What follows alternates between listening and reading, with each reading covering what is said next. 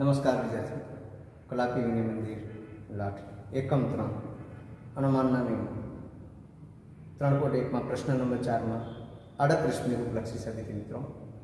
प्रथम आधार विधान आर शक्ति एस, बीजो आधार विधान पी शक्ति क्यू, तीजो आधार विधान पी विकल्पन क्यू, चौथो आधार विधान क्यू शक्ति आर। चार आधार विधानों परथी चौथुं विधान फलित करवानुं छे। पी शक्ति आर नानो कांस पूरो समुच्चय नाना कांस में आर विकल्पन एस नानो कांस पूरो। तो त्रण आधार विधान चार आधार विधानों से चार आधार विधानों परथी चौथुं विधान ने साबित करवानुं छे। એટલે કે પી શક્તિ આર, તો પી શક્તિ આર આખું વિધાન નથી ક્યાંય, તો અલગ અલગ જગ્યાએથી આપણે મેળવવા માટેનો પ્રયત્ન કરશું। આર વિકલ્પન એસ, તો આર વિકલ્પન એસ આખું વિધાન નથી, અલગ અલગ જગ્યાએ આર અને એસ, તો કેવી રીતે મેળવવું એ અનુમાનના નિયમોના આધારે આપણે મેળવવા માટેનો પ્રયત્ન કરીએ।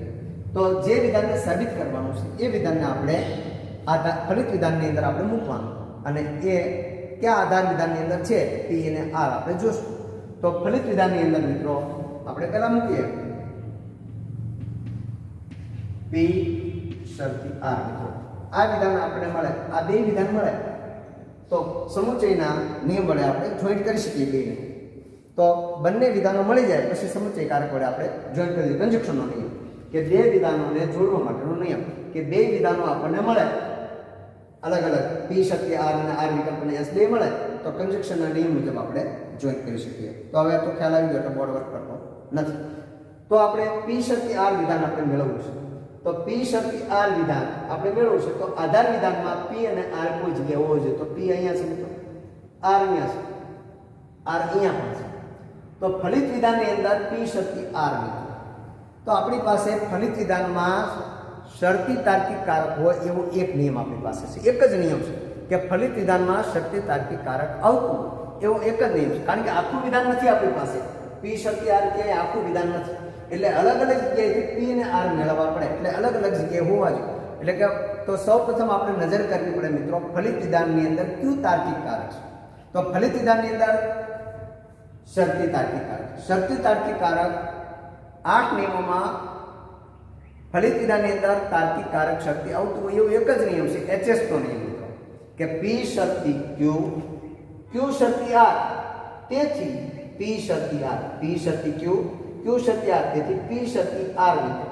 એવો એક જ આપણી પાસે નિયમ છે મિત્રો કે બે વિધાનો છે એ ત્રણ વિધાનો શક્તિ તાર્કિક કારક વડે જોડાયેલા। તો આપણે એ વિધાનને આપણે રૂપ પહેલા લખી નાખીએ એટલે આપણને ખ્યાલ આવે કે પી શક્તિ ક્યુ આર ક્યુ શક્તિ આર, પી શક્તિ ક્યુ, ક્યુ શક્તિ આર, તેથી પી શક્તિ આર મિત્રો બરાબર છે।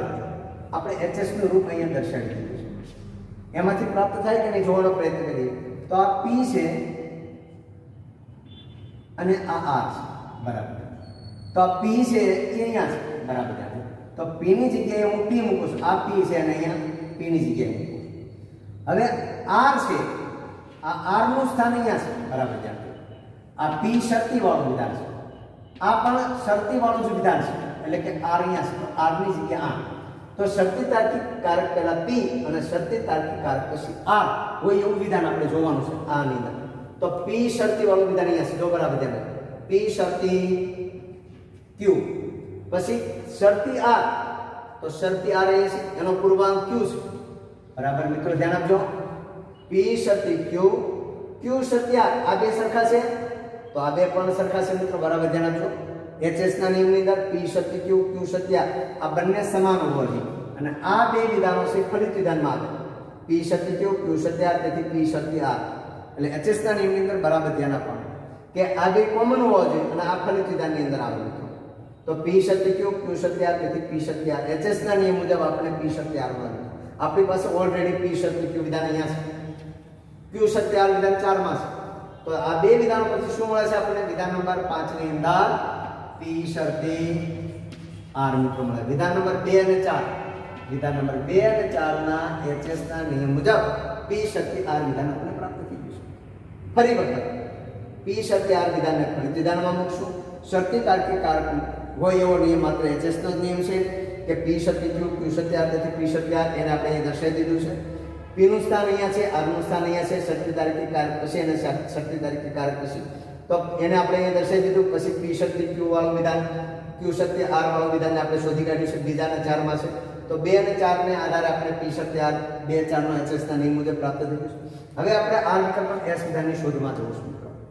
તો આર વિકલ્પન S આખું વિધાન નથી. તો કારક કયું છે અહીંયા એ આપણે જોઈ લેવાનું. વિકલ્પન તાર્કિક કારક છે. તો વિકલ્પન તાર્કિક કારક આવતું હોય મિત્રો એવું આપણી પાસે બે જ નિયમો છે ફલિત વિધાનમાં વિકલ્પન તાર્કિક કારક. એડિશનનો નિયમ અને સીડીનો નિયમ. બરાબર યાદ. તો સીડીના નિયમની અંદર આપણે જવું હોય તો આપણી પાસે પહેલો વિકલ્પ આર એકલો હોવો જોઈએ. તો આર એકલો આપણી પાસે અહીંયા છે કે નથી, અથવા તો આપણે મેળવવાનો પ્રયત્ન કરીએ.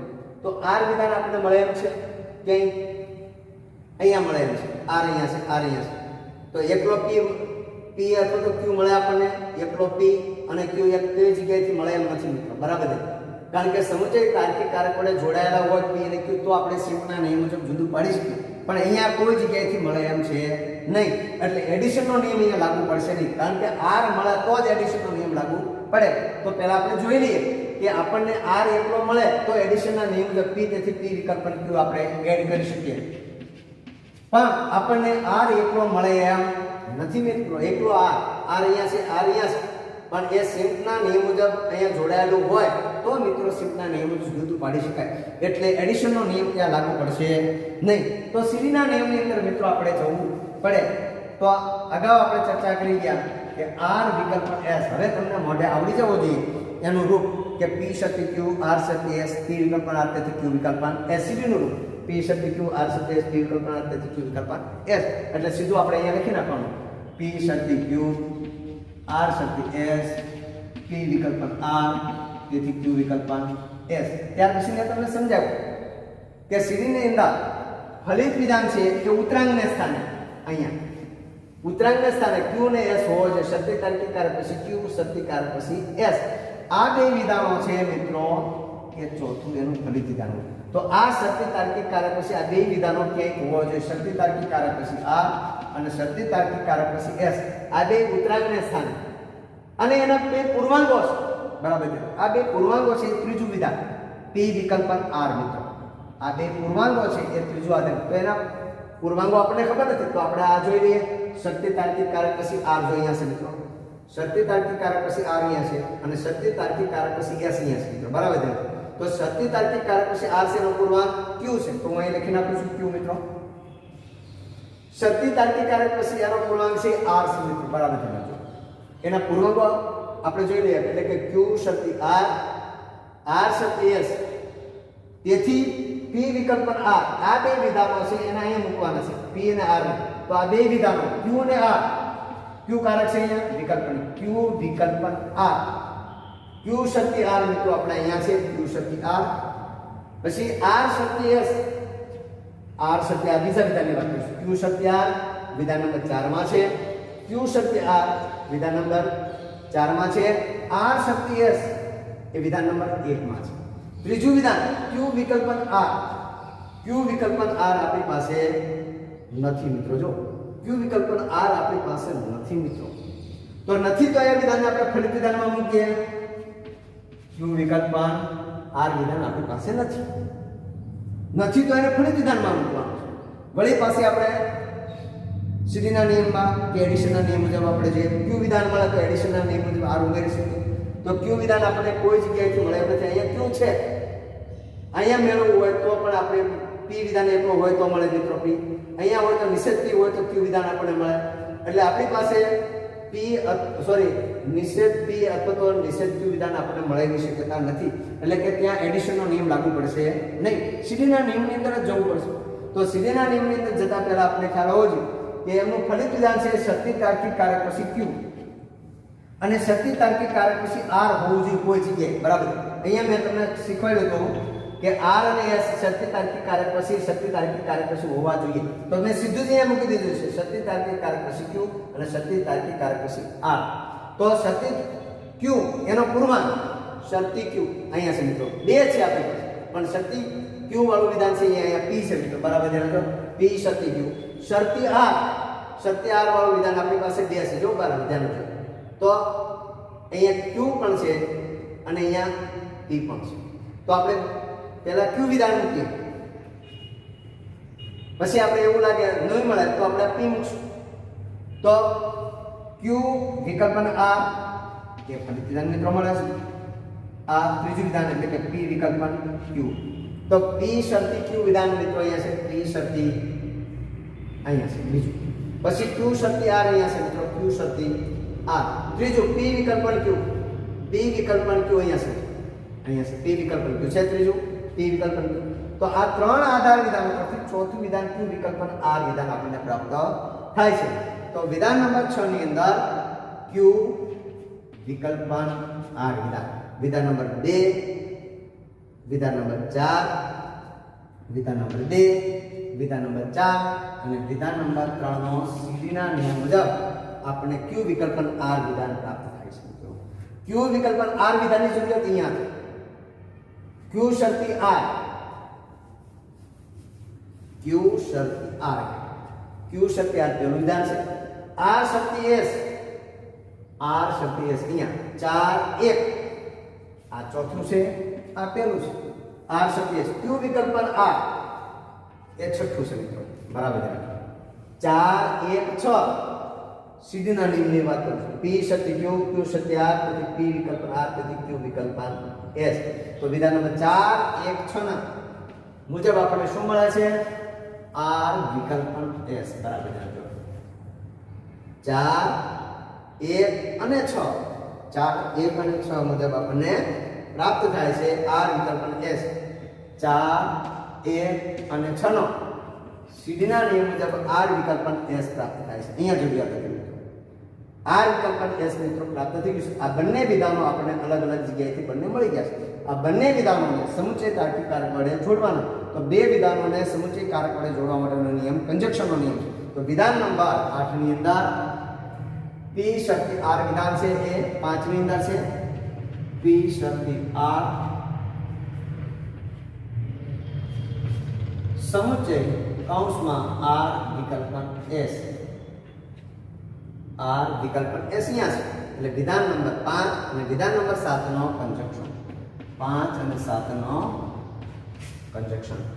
તો આપણને મિત્રો 4 આધાર વિધાનો પરથી 5મું ફલિત વિધાન મિત્રો અહીં પ્રાપ્ત થઈ જાય છે. એટલે રૂપલક્ષી સાથે આપણે અહીંયા પૂર્ણ થઈ જાય છે. આવી રીતે વર્ક કરતું જવાનું, નિયમોને બાજુમાં રાખી જોતા જશું, બરાબર નિયમોને યાદ રાખશું. સીડીનો નિયમ ક્યાં લાગુ પડે, એડિશનનો નિયમ ક્યાં લાગુ પડે, સિમ્પ્લિફિકેશનનો નિયમ ક્યાં લાગુ પડે, કંજક્શનનો નિયમ ક્યાં લાગુ પડે, એની આપણે વિસ્તૃત ચર્ચા કરતા ગયા છે. કે બે વિધાનોને જોડવાનું કામ કંજક્શનનો નિયમ કરે છે, બે વિધાનોને છોડવાનું કામ સિમ્પ્લિફિકેશનનો નિયમ કરે છે. એડિશનનો નિયમ એટલે કે વિકલ્પન તાર્કિક કારક ફલિત વિધાનની અંદર આવતું હોય એવા બે નિયમો એડિશન અને સીડીનો નિયમ મિત્રો છે. આધાર વિધાનની અંદર શરતી તાર્કિક કારક આવતું એવા 4 નિયમો છે. પી શરતી ક્યુ, એમપીનો એચએસ અને સીડીનો નિયમ. ફલિત વિધાનની અંદર જોતું જવાનું આધાર વિધાનને ફલિત વિધાન. વિકલ્પો તાર્કિક કારક આવતું હોય આધાર વિધાનની અંદર તો સીડીનો નિયમ ત્યાં ડીએસનો નિયમ ત્યાં લાગુ પડે છે. એટલે નિયમોને બાજુમાં ધ્યાનમાં રાખીને આપણે જોતા જશું એટલે આપણને આવડશે. અને ધીમે ધીમે કરતાં કરતાં આપણે પ્રેક્ટિસ થઈ જશે એટલે નિયમો બાજુમાં રાખવાની જરૂરિયાત પડશે નહીં અને આપણે આવડી જશું. પ્રેક્ટિસ કરશું એટલે આપણને આવડશે. થોડું અઘરું છે, અટપટું છે, યાદ રહેવું નથી, પણ વારંવાર રિયાઝ કરશો એટલે આપણે મિત્રો આવડી જશે. જો કાંઈ મુશ્કેલી હોય તો ફોન કરશો, તમને સમજાવીશ અને માર્ગદર્શન આપીશ. એટલે આપણું છે એ મુશ્કેલી છે, સમસ્યા છે, દૂર મિત્રો થઈ શકે. બસ.